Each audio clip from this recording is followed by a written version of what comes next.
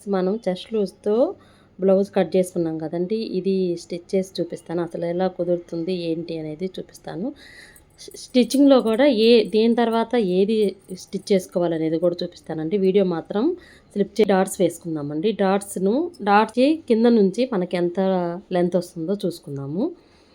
తర్వాత కాజాల పట్టీ తీసుకుందామండి. చూడండి, ఉక్సుల పట్టీ నుంచి నాకు 2½ వచ్చింది.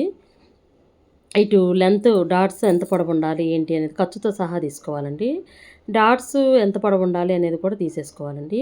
ఈ డాట్స్ నాకైతే మీరు ఆదిన బ్లౌజ్‌ని బట్టి నాకైతే 2½ వచ్చిందండి డాట్స్.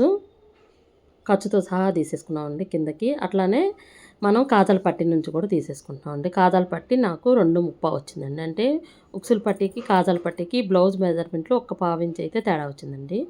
స్ట్రైట్‌గానైతే తీసుకోవాల్సిన అవసరం లేదండి. ఇది ఫ్రంట్ పార్ట్‌కి ఉక్సుల పట్టీ కల్లు ఎంత ఉందో కాజాల పట్టీ కల్లు కూడా అంతే ఉండిద్దండి. సేమే ఉండిద్ది. కాబట్టి మనం లెంత్ అనేది ఒకసారి తీసేసుకొని మనమైతే మార్కింగ్ అయితే చేసేసుకుందామండి.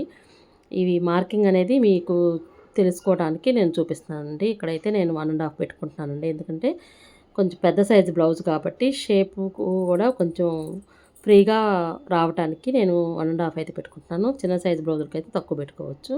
మనం ఉన్న లెంత్ ప్రకారం మనం మార్కింగ్ అయితే చేసేసుకుంటున్నానండి. ఇదైతే మార్కింగ్ అండి. ఇట్లానే ఇంకో బ్లౌజుకి కూడా మీరు చేసేసుకోవచ్చు.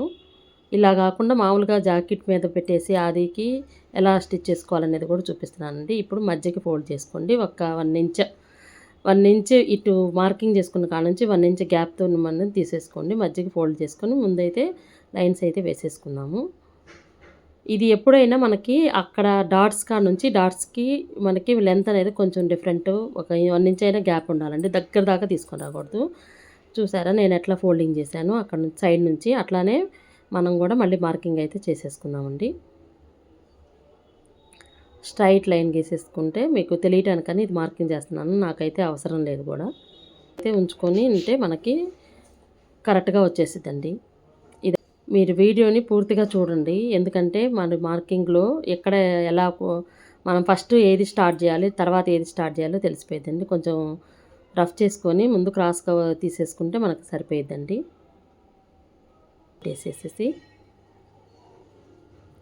చూపిస్తున్నాను కాబట్టి కొంచెం చూసిన వాళ్ళందరూ లైక్ చేసి షేర్ సబ్స్క్రైబ్ అయితే చేసేసుకుంటే 2 డాట్లు 2 నెక్కులు కూడా ఒకే సైడ్ ఒకే కళ్ళు ఉన్నాయి.